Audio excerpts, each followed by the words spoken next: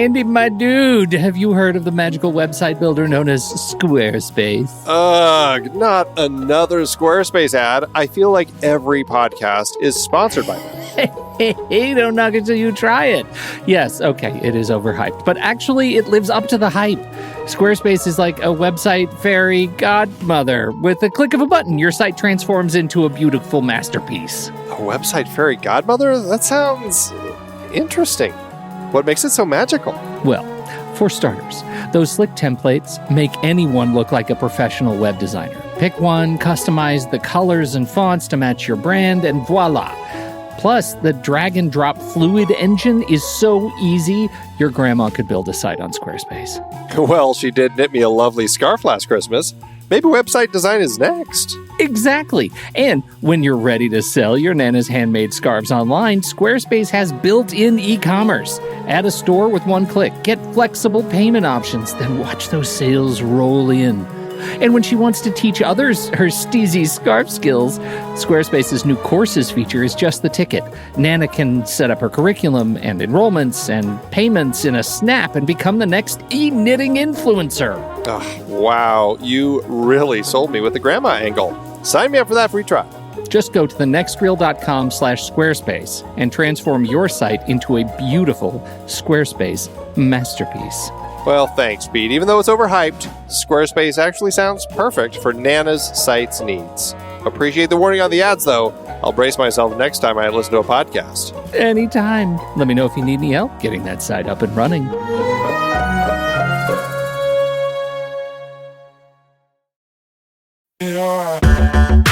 Andy, can you believe we've almost hit 700 episodes of The Next Reel? I know, it's crazy. And with all the other episodes in our family of podcasts, we are well over 1,200 episodes of movie conversation. It's really pretty amazing that we've gotten to have these in-depth movie chats every week for over a decade now. And we couldn't have done it without our loyal community of film fans. Their support over the years has meant so much. For sure. That reminds me, we should give the merch store a shout out. Buying shirts from thenextreel.com/merch is a great way listeners can continue to support the show. Plus, they get to sport our great designs. Absolutely. I think sometimes folks forget we have a variety of shirts, mugs, phone cases, and more available. In fact, a great place to start is with a shirt sporting the Next Reel's logo. We also have that classic Fast Times Spicoli Surf School tee, or the weirdly popular Rusty's European Tour shirt. The one from National Lampoon's European Vacation. Why is that so popular? Search me, but we have sold a ridiculous number of those. I guess there are a lot of Rustys taking trips to Europe? We're always adding new designs based on movies we've covered, like our brand new design for a streetcar named Desire, featuring a streetcar named Desire.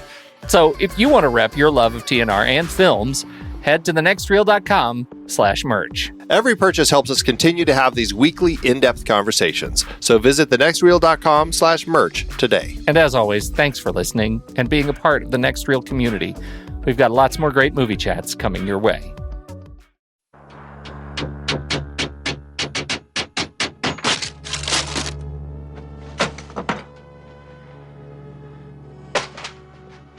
I'm Pete Wright. And I'm Andy Nelson. Welcome to The Next Reel. When the movie ends, our conversation begins. The brood is over. Don't pop that zit. It could be a rage baby.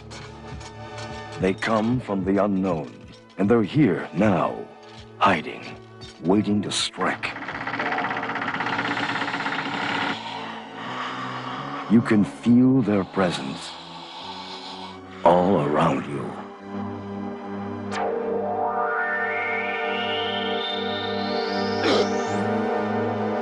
Never before have you come this close to the edge of terror. Never before have you faced anything so strange and sinister, so bizarre and unnerving. Never until now. David Cronenberg's The Brood.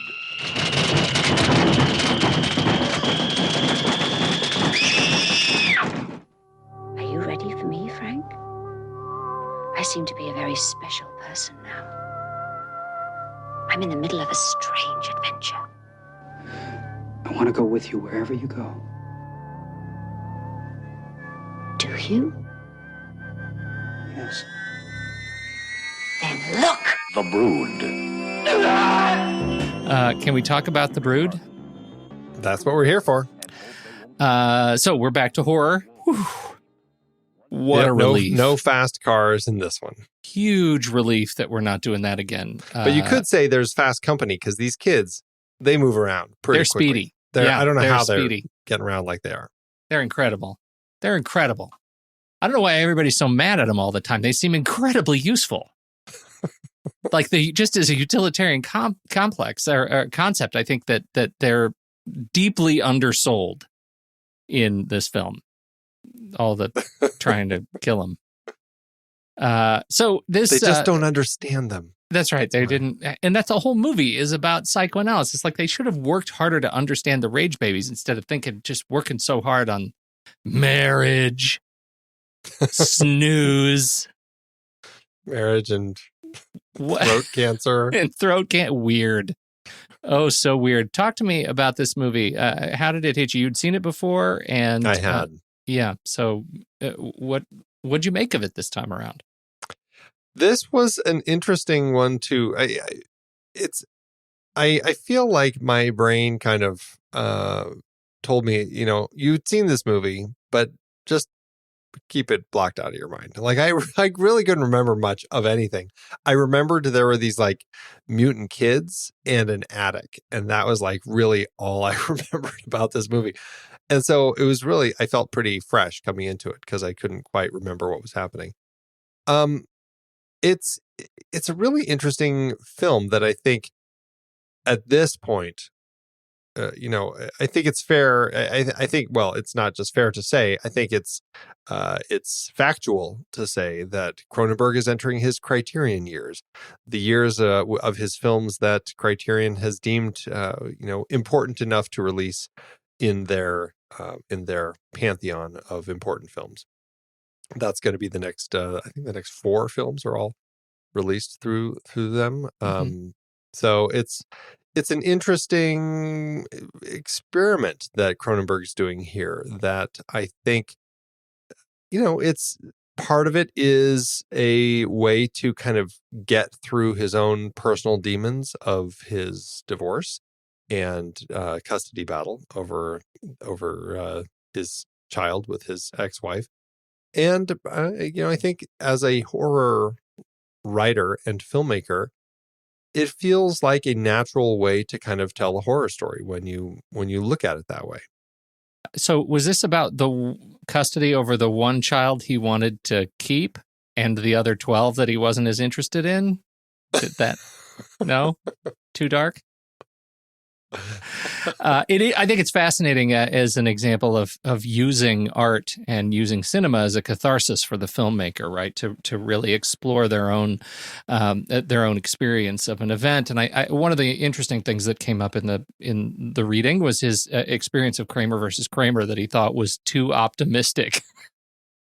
And it's a film that came out at the same time, and this was as much a film. The Brood is as much a film that's a response to his own experience as those that attempt to make the divorce and custody battle experience too soft in his view at the time. And I think that's a really interesting way to approach it. I didn't know any of that going into this movie, and I have to tell you, I really enjoyed it. Is that so weird?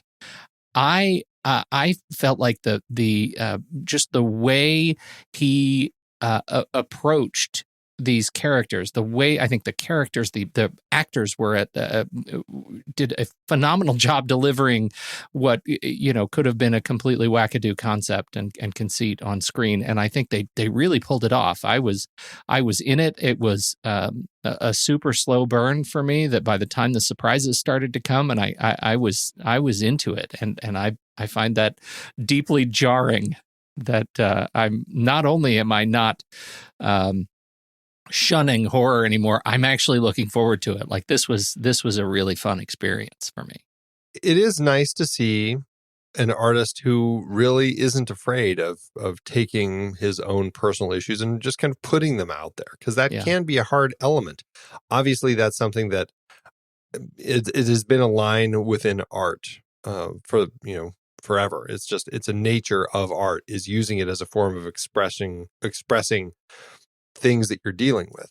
And I like that it's happening here. I think it's done in a way where it's not just like an overt, like, this is my wife and this is my child and this is how I feel about her and this is why I hate her so much and this is why I'm the one who should be getting the child.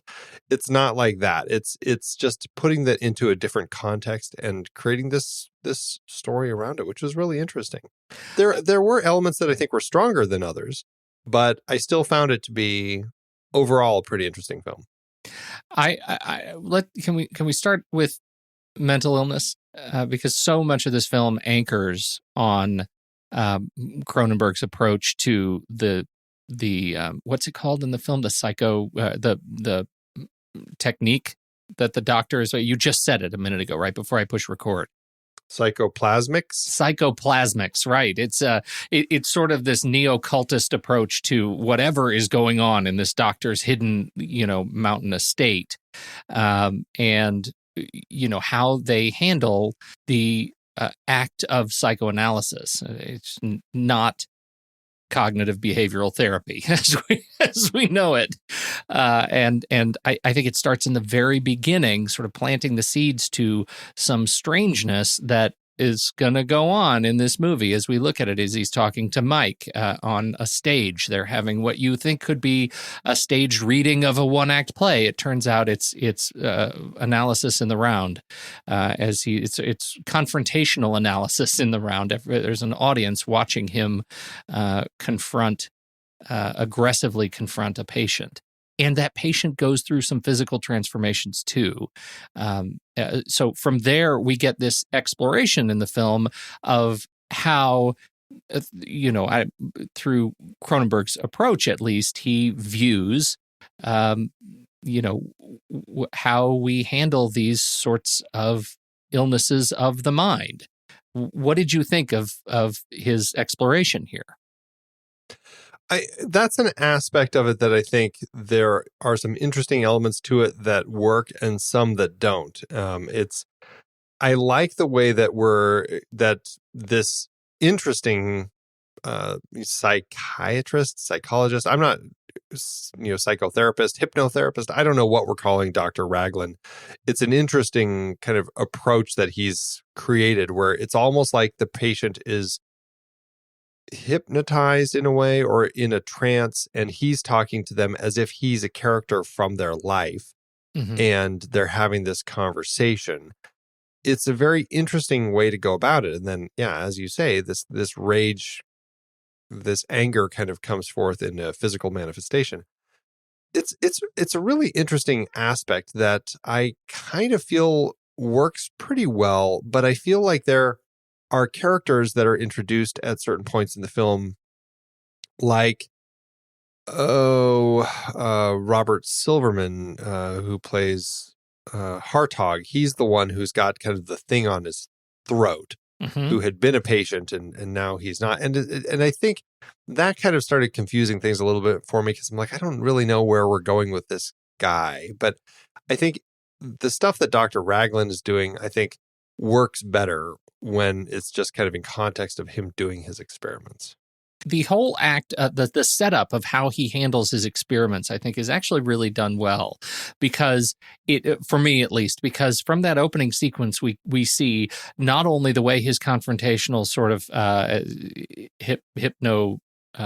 participatory therapy works, but also we get a sense of the lair, right? The isolated estate high in the mountains that's doing kooky science again, like kooky pseudoscience. And now we've had that a number of movies, maybe not necessarily in a row, but this is a recurrent theme for Cronenberg. And this time it's not plastic surgery. It's not the virus shivers manifestation. It's, we're playing directly with the brain. Like, this is something he's still looking to explore. What does this film's approach to the estate in the mountains doing kooky pseudoscience do? How does it move that theme forward in these early films for you? Do you notice anything different? Is it evolving for you? Oh, well, I think it's improving, certainly, because I think Fast Company, as we've talked about last week, is largely an anomaly. But if you're just looking at Shivers and Rabid, there are definitely elements of that in both of those films. Mm-hmm. But I feel like finally he's hit a point where it's a little it all feels a little more put together. Like everything about this plan that he has feels a little it's hard to say realistic, because the way that he's drawing out these physical manifestations, I think, is pretty off the wall, but it feels more thought out, and it works better in context of the way that it's playing out in the story. I really enjoyed this kind of psychological dig into these characters that worked. And to that end, I think he's taking this big concept that a scientist has come up with to put forth. And this is the first time where it really feels like, okay, things are congealing now, because now it's coming through in a way that I feel it's hard to say it makes more sense, because none of these really make that much sense. But they are all, I think the first two, I think, are just a little harder to kind of really piece together. Like, okay, plastic surgery to repair, a damaged intestinal system and, damaged armpit area that leads to this manifestation of a mouth in an armpit. It's a little harder to believe. This feels like there's this interesting element of this psychosis and the study of it that kind of comes through in a way that I hate saying it makes more sense, but in a way it does. But I think we're wired to understand a movie like this better, because this is everything that Carl Jung based his like entire work on, right? Is this idea of kind of the symbolic nature of our subconscious, and that's what's going on in this movie. That is like the literal manifestation of the rage babies that are going on, and in Mike's case in the beginning, the cysts, the like pustules that fade in and out of him as we cut back and forth. Those kinds of elements are exploring something that we may not know sort of explicitly in a way that we can talk about, but we're wired to understand how that works, I think. And that's one of the reasons that I think the whole thing, the whole film works. The other thing that the film does, I think, really well is the way it handles our approach to grief, and how these two people are grieving for one another, and how that turns into rage, and that really forwards the horror plot. But the idea that in the 70s we still have this state where somebody is really grieving, and we're going to sequester them and put them away, right? We're going to hide them away from the world because their woe is not something that the world can understand and can relate to, and so we hide them so we can better understand them. And then the horror thing takes over, and we can more relate to that, as the fantastical. But I really like the way they approach the separation of these two characters and the grief that they're going through, and how they each kind of deal with it. I don't know. I really struggled with that because it felt so cultish. That was the other thing about it, that I'm like, did she come here for a reason, or was it because she was drawn here and now he's kind of manipulated her thinking through these kind of sessions to kind of create this situation for her? And that was something I did struggle with a little bit in my read of how, like, why was she there in the first place, and how manipulated is she being here? Yeah, I understand that. I can see that too. For me, it immediately sort of harkened back to I saw a play. I'm sure I've talked to you about it. It was about the invention of the vibrator in the late 1800s.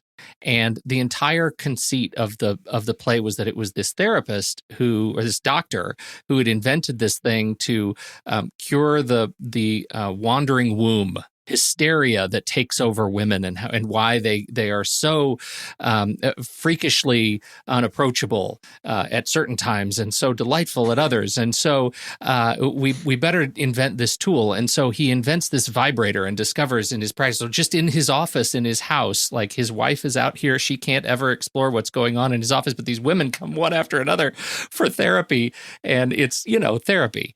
And and all of this, like the subtext of this was that it was his treatment was preventing them from being put in a sanitarium, right? That's what we did to women because we didn't understand them. And it's one of the things I actually find and I know that I am supplanting that on top of this movie.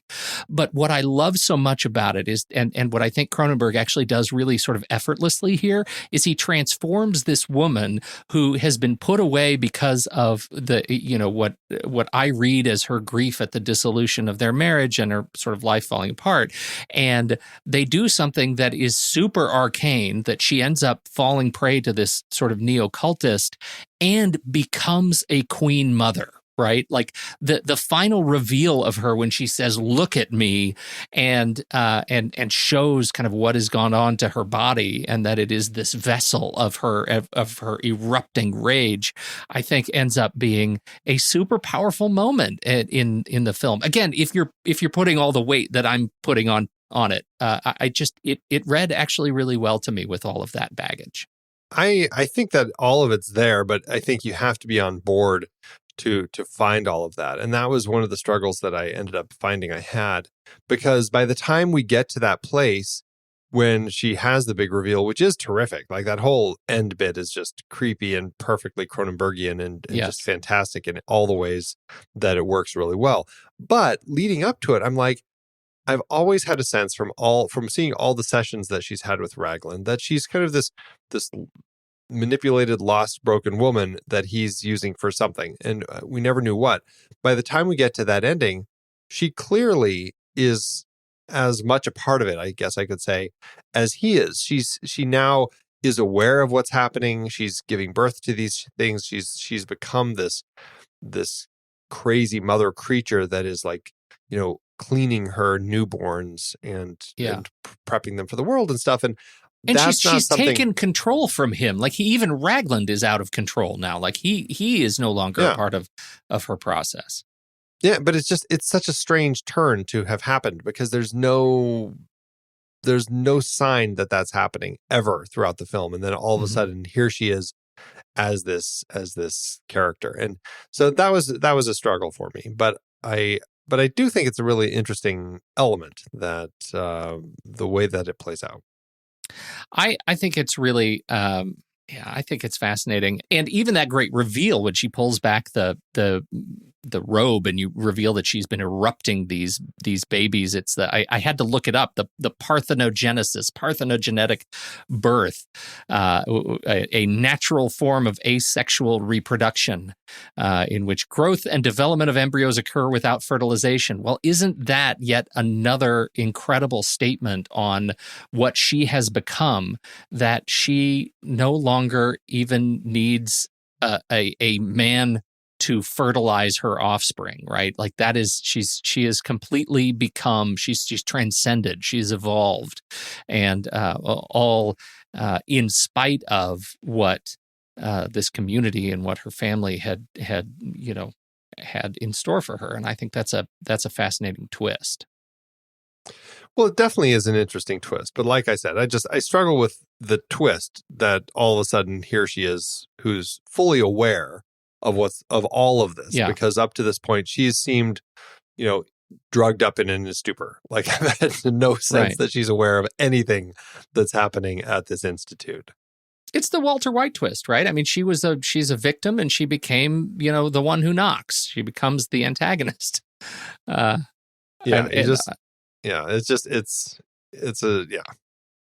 It's hard to buy into. All right. Well, I didn't have as much of a hard time with it. I thought it was actually quite elegant. And the little bow on top is that the scientist, the mad scientist at the heart of the institution, actually eats it sort of. I'm not going to say kind of directly at the hands of his discovery, but kind of directly at the hands of his discovery, right? At this thing he was trying to relate to and trying to cultivate, he ended up being destroyed by it as the rage babies pull him apart.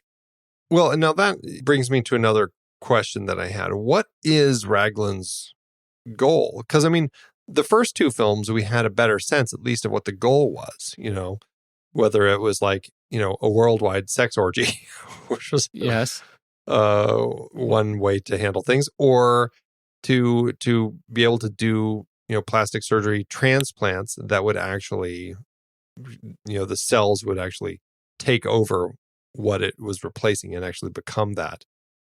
Here, it's like, okay, he's doing this to help people, but what is his plan? Like, why does he keep going to Nola and having these sessions with her to create these rage babies? Like, what's his plan with the rage babies? Like, why is he just keeping them up in the attic? Like, I don't know what is happening with this. Well, with this guy. I actually didn't get that sense that he was trying to cultivate the rage babies. I got the sense that he had discovered that this is something she was doing, and he was trying to understand it, to research it, to sort of comes to terms with it. Because by the end, I mean, they build him up over the course of the first sort of 2 acts until he goes to the barn.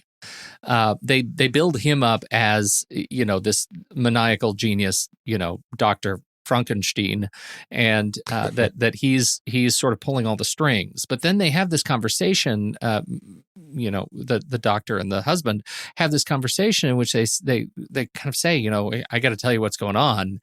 They're going to kill you. Here's why. This is why we keep them in this. We've got to keep them here. He saw the window had been broken out, and my read on that scene, even though they didn't say anything, was that he was surprised or upset, somehow disquieted by the fact that window was broken, that they were getting out. And so all of that led me to believe that this was a massive ego in this doctor who thought he could do something great, that thought he could use his discovery and do something great, and it got out of hand and he lost control of it. That is what his arc to me really speaks. So from the beginning, he's kind of he's the loony sort of cult leader, but is his motivation ultimately maniacal, ultimately negative? No, well, and that's an interesting point, because I think that the film plays with that, making him seem like he is the bad guy, and then you go, okay, maybe he's not the bad guy. It's an interesting way that the film kind of shifts that perspective throughout to reveal who's the real antagonist of the story here. But at the same time, it's like there was a mysterious circumstance surrounding the murder of Nola's own mother that, he didn't investigate the broken window at that time. And then, somebody else died. It wasn't until the babysitter dies that he's like, what? The babysitter too? That he's like, so there are elements I see that. It makes me struggle a little bit with kind of what's going on with this film, but it's interesting. And I think that there's a lot of interesting stuff there. I struggle with kind of that whole element of it. Lock up the babies in the attic and hope that everything goes well by doing that. It seems like a strange plan. It does seem like strange. And because the babies seem to continue to, like, it's not working. Like, they keep coming. They keep erupting. And that, I think, is a central problem in his plan. Like, he's got to somehow stop the babies from popping off of this woman's body. That's not working. No, right, yeah. If his goal is to cure people of their anger, he's doing a really bad job. Yes, terrible job. I do think it's great. At the end of the film, we do have, once again, the question. I wrote this down in my notes. Does the madness escape the compound, right? We had to address that in the first two sort of horror movies. Right. Does the mad sex orgy virus escape the compound? Yes. Does Rabid survive, or do they peacefully resolve the world of zombies? And here, does the madness escape the compound? Yes, the daughter has the rage baby pustules. Mm-hmm. It runs, Andy, in the family. Totally saw that coming. Of course it gets off the compound, because now he's made it a pattern. He's made it a trope. Well, I am just glad to know that anytime I've had hives pop up in my own personal life, that I wasn't angry at the time, so they didn't develop into something worse. I think what we've learned is that like we are all at great risk at any moment. Yes. Of any day. Never be angry when you have hives. Probably the answer is homeopathy and essential oils. There it is. Okay. Can we talk about kid-on-kid violence? This is something that I definitely have started noticing with his films as far as the violence in relation to the world of children. And I think, weirdly, Amazon, when we do our Amazon reviews at the end of the show, that's a place where I really notice that it bothers some people that Cronenberg features children in some particular cases. And in Shivers, it was that girl and mom in the elevator who are taken by somebody who comes in. And there was a baby that was, we don't see it. It's kind of off screen. We just see the blood. But in Rabbit, that was definitely there. Here, Cronenberg, I think the reason that violence with children works so well, and I think Stephen King has certainly jumped on this too, is because it's not an area where we want violence to be associated. And so it makes it that much harder to deal with, harder to watch, and it amplifies the horror of what's actually happening. When we see these little the creature kids, even though they're disfigured, weird looking things, they're young kid looking things. And the first one that we really see is the one that's, for whatever reason, hiding up on top of the cabinets and jumps down and kills grandma. It's like this unnatural thing that happens. And so I think they do an interesting job of not making them feel completely human until, for me, the scene where it really kind of took hold as a much more realistic thing is the classroom when the teacher is killed in front of all of her students by two of these rage babies. I mean, it's just like, what? I mean, it was pretty horrific. Well, it's horrific because not only I can't escape the meta experience of that scene, right? That I'm sitting there watching the rage babies in the snowsuits kill the teacher and in front of the class, and they filmed this in front of kids. Like it was a thing that right. happened in front of kids at that age, and I can't quite dissociate myself from that. That is an enormously challenging thing to ask these kids to act through and see at that age. And Cindy Hines, who played young Candy, the child, Frank and Nola's daughter, who they're trying to protect, or who the rage babies are trying to kidnap, basically, at this point, she was in the classroom, and she said kids, like she and parents and everyone else, were trying to talk to these kids, saying, it's all just pretend. None of this is real. But she said that the cries of horror and stuff that you hear in the film are the actual cries of horror of these kids who are seeing this happen, thinking that it was a real thing. It was done so just matter of factly that it's a horrifying thing to see. Yeah, and that's the other piece of it. Matter of factly, like the robotic move of the creatures, the way they move through the world, they switch from these sort of hissing, screeching, kind of jumping monsters to the robots just kind of wandering through space. It makes them all that more sort of terrifying. I remember the first time I read Lord of the Flies, the William Golding book, and it was that same experience that I feel like I had to put it down as reading as the kids dissolved, right, culturally fall apart and turn on one another, and that was it's kind of the same experience, and I feel like that's one of the tropes, like as you say, it becomes a thing that is uncomfortable. We don't like it, and that makes it just perfect fertile ground for this kind of movie. Yeah, definitely. The reason I had originally brought that up is because we also get, for me, we had that perfect shot in Fast Company with the feet over the over the front windshield of the car from inside the car. Right. It was just a perfect shot, perfect, series of frames. And in this one, for me, it's Cindy with as the wall is breaking up behind her, and you see the hands start to come in over her shoulder, and she just screams. And it cuts back and forth, but there's one that is just straight on her. She's just slightly off to the right of the frame, and it was just jarring. It was a jarring presentation of her own horror in the attic at the end, and I found it just perfect for me. It was the perfect shot for this movie. Well, that was a good terror moment too, because the way that those the rage babies are like pounding on the door, where the whole door is just like shaking, and she's like just standing there in terror as they start ripping through the door and grabbing at her. It really does amplify the terror really nicely. That whole last scene with Raglan going into the attic to try to get candy from these rage babies was, I think, really done nicely, and just in the perfect horror way.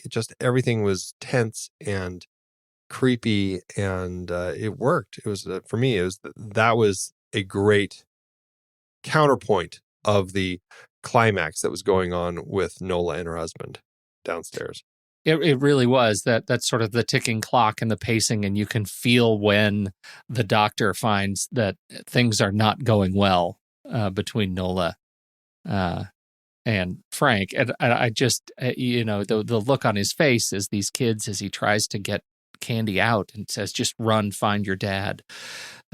It's straight up scary stuff. It was great.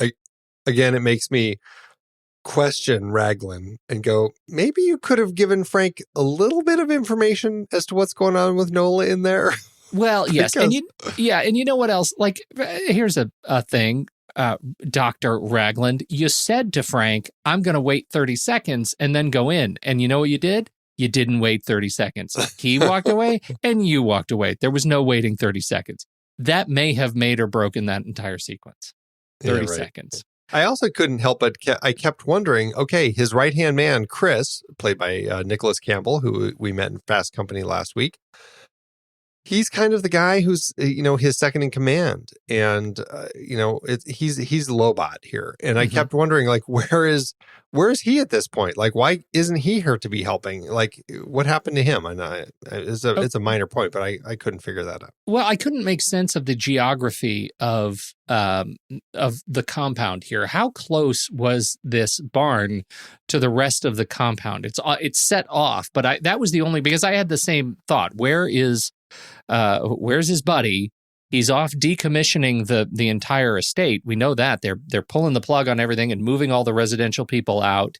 But how close is it to what's going on in the barn? Like, is it just a hop, skip, and a jump? Can they see each other? We never really got a sense of the geography of this place. So that we could have used a little more of that world building to really connect all that. I think so. Yeah. We've talked about a lot of the cast of the principal players of the cast. The only two names I wanted to make sure we drop here is specifically Felix Silla and John Ferguson as two of the rage baby creatures. And Felix Silla was the one that interested me the most because he has just more of a career. I mean, the guy's got 49 credits. He ended up, he was a Barnum and Bailey's circus performer, ended up being a stunt person. He was in The Golden Child. He was an Ewok in Return of the Jedi. He was Dink in Spaceballs.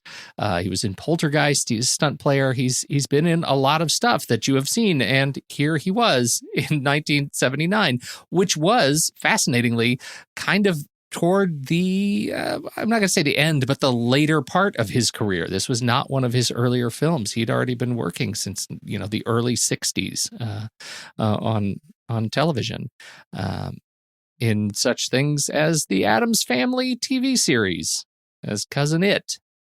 Isn't that fancy? Interesting. So, yeah. He was also a Talosian in The Cage, the premiere of Star Trek in 1966. And he was a child gorilla in Planet of the Apes. There you go. We have, in fact, seen the fantastic Felix Silla before. Mm-hmm. So I thought that was pretty cool.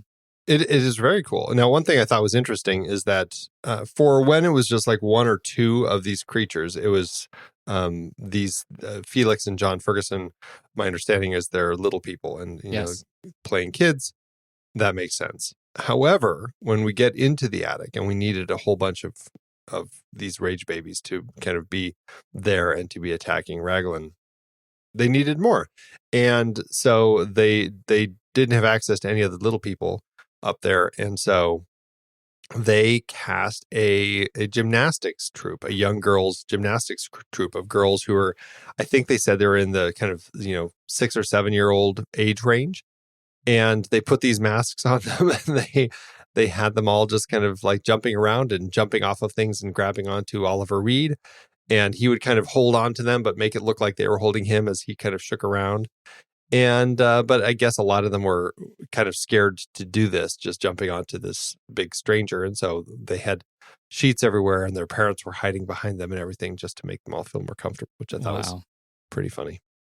Is it? Laughing. Smiling. Camera, Mark Irwin was behind the camera. Returning. Returning to work with Cronenberg for the second time.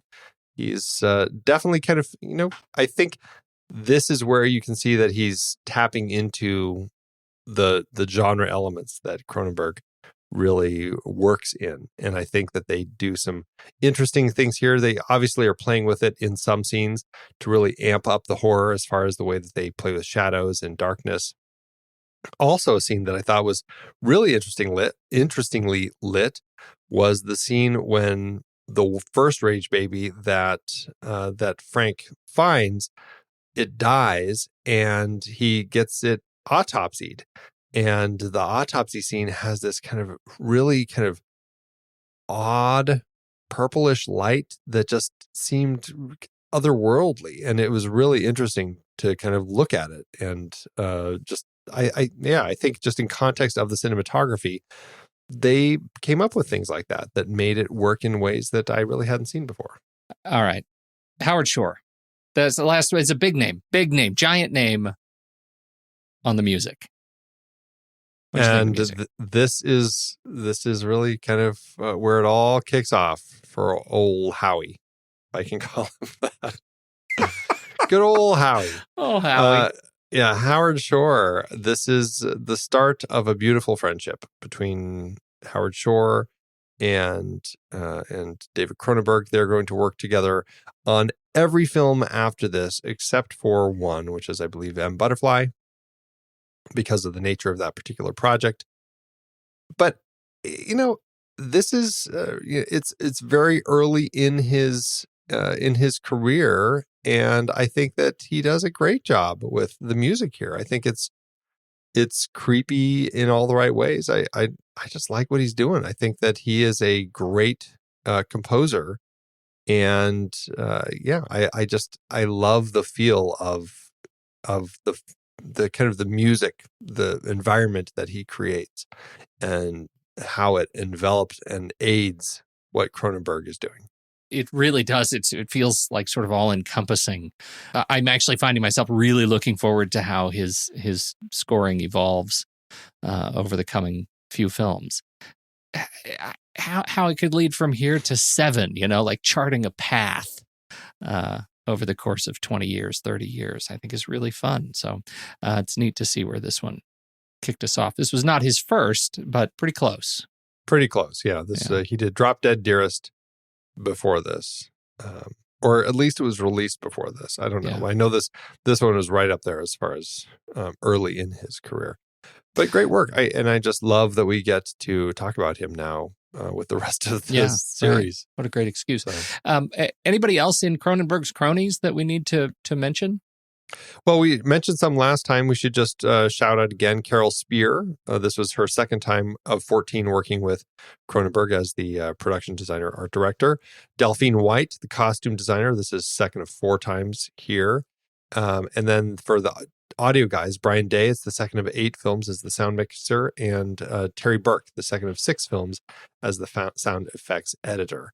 On top of that, I mentioned Nicholas Campbell earlier, who acts in this film And and then Robert Silverman, actually, he was in Rabid, and he will be in Scanners. He's the one who had the thing on his throat in the last film, and then he pops up again in Naked Lunch and Existence. So I feel like we didn't close the loop on that particular thread, because I think you and I agree that entire story, that entire sort of C story was weird.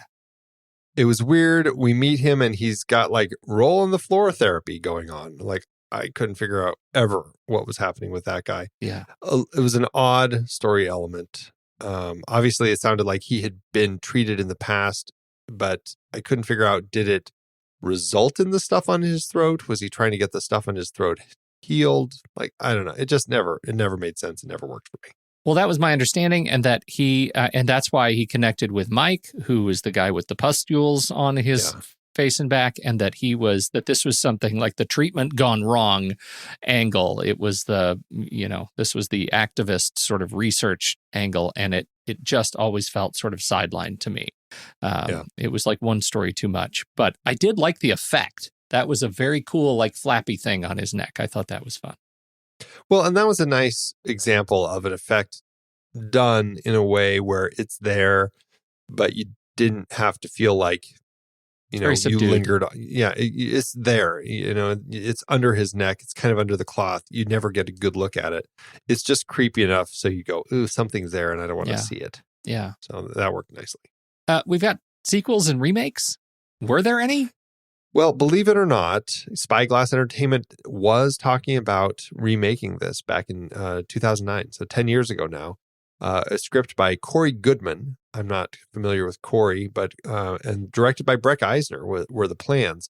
The project never came to fruition. Eisner left the project a year later, and that was it. Just kind of fizzled, which maybe for the best. I think people might realize this is a tricky one to try to remake. I think it might have worked better for them at the time. This was a film that is a kind of an obscure genre film that, it was released in Canada. Here in the States, they released it through Roger Corman. And it seems like maybe that was more the way for a project like this to go.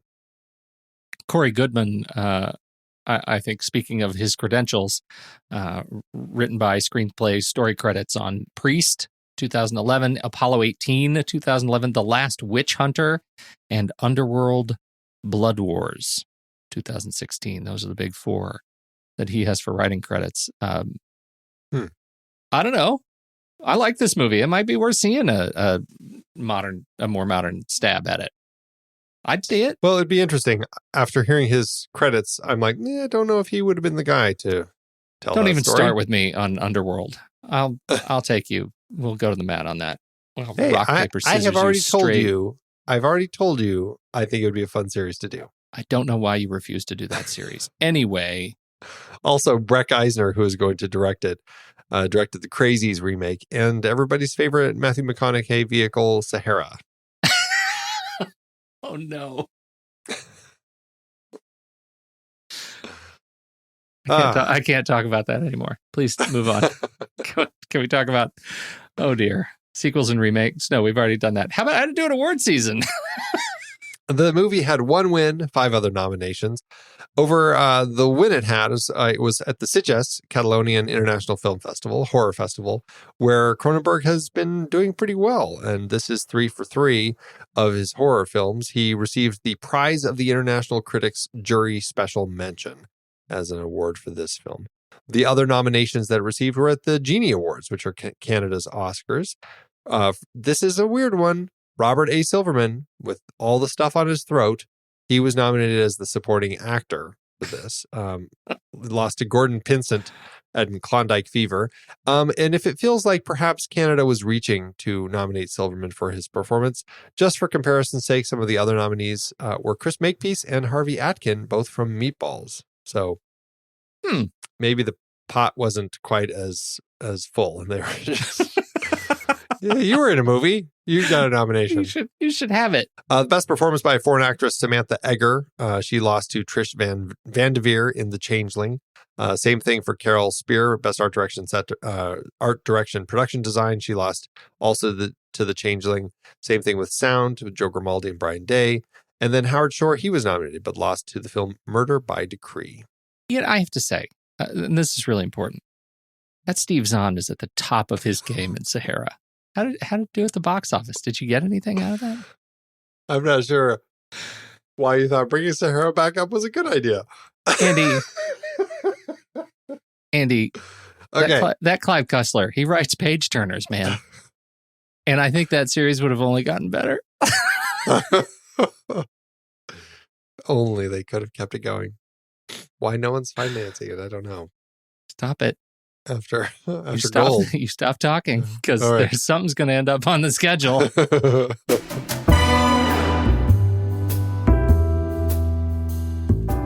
Cronenberg's budgets just keep going up and up. For his second film of 1979, Cronenberg had a budget of just under $1.3 million, or about $4.5 million in today's dollars.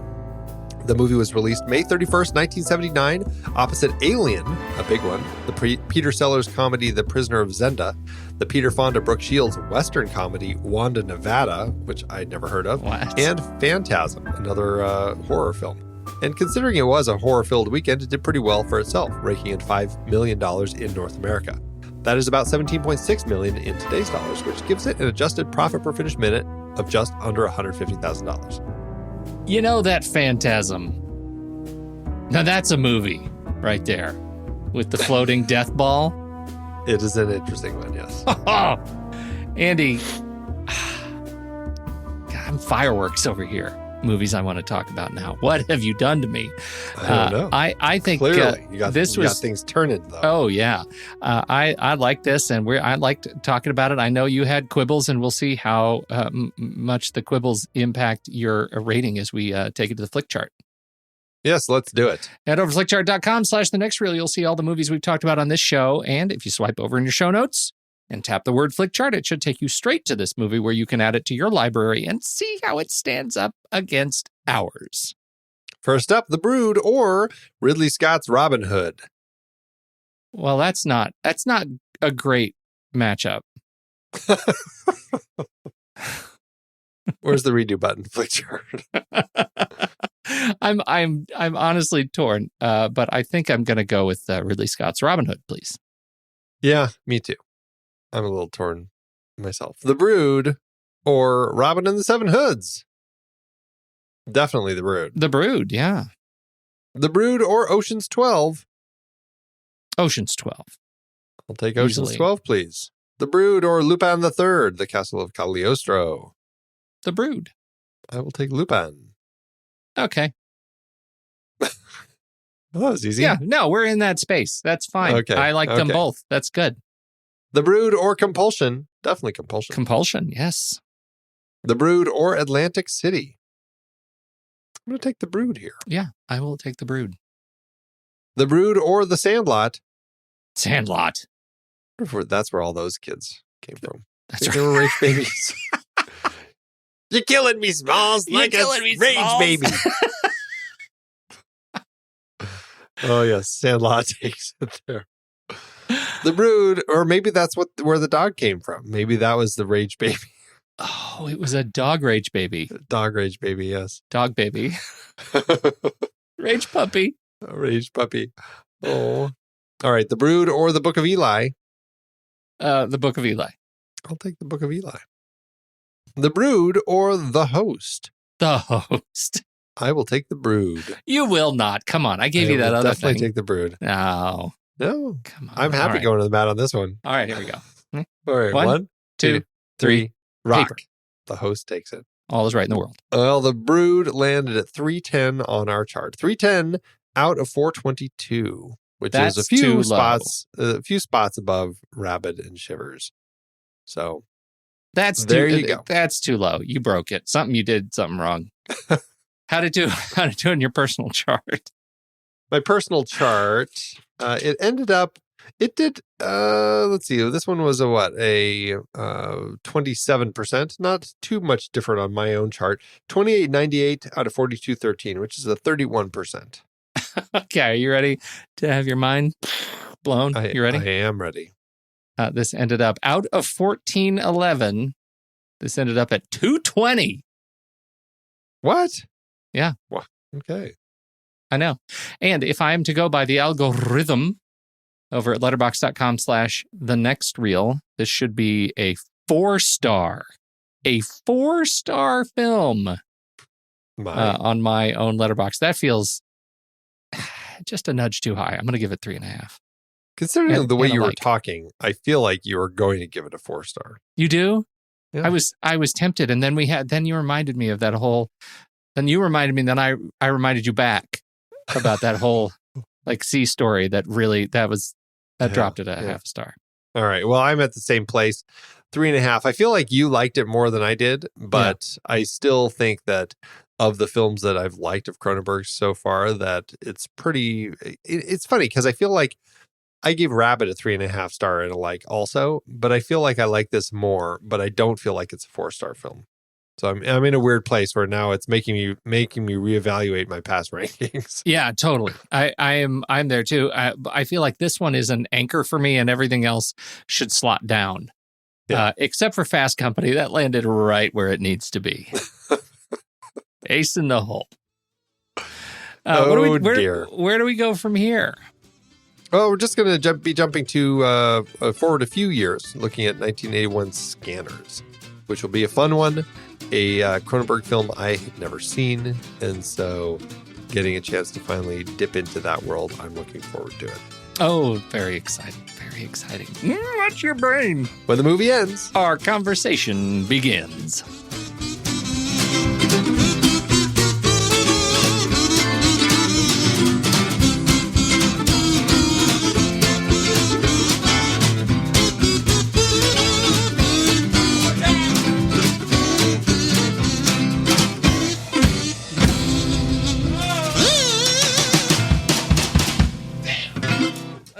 Amazon giveth, Andy.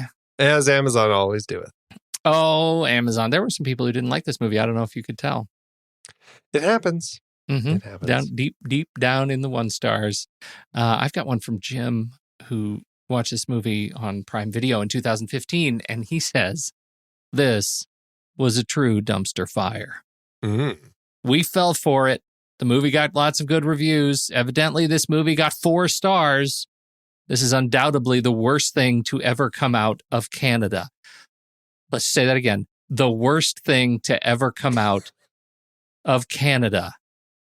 The acting is B-movie at best. The plot is painfully slow and dopey. If you want to waste 2 hours of your life watching a late 70s semi-scary flick, then be my guest. But just remember, you will regret it. The monsters in this movie are these little dwarf asexual shrunken head freaks that look about as dangerous as E.T., and yet they're able to slaughter most of the hapless grown-ups in the movie by either crushing their skulls with toy hammers, glass orbs, or in one instance, by nibbling them to death. The climax of the movie is when the father goes to save his daughter from the little hellish freak children when he encounters his wife, who's ensconced in some kind of tuffet and shrouded by a gown.